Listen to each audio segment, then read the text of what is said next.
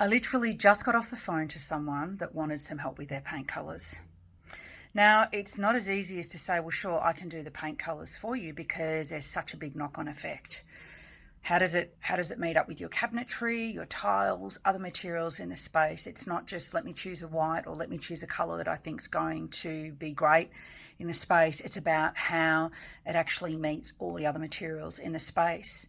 And she actually said to me, I've listened to all the theory, I know all the theory, it all makes sense, and she'd got a lot of information, but she said, now that I'm pulling it all together myself, I realise that I'm at great risk of making a big mistake because there's still things that I don't necessarily know.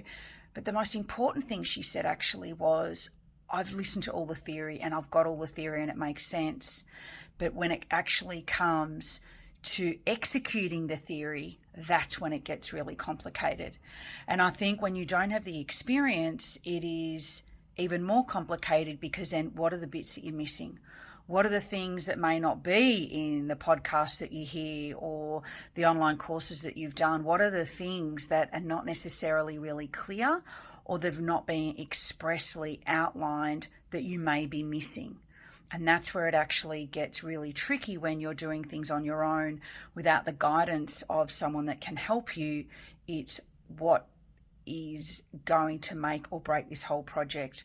And let's not forget, this is something that is costing you thousands and thousands and hundreds of thousands, tens of thousands of dollars. And so you don't want to have it finished and you think, if only I knew this, or if only I'd chosen that.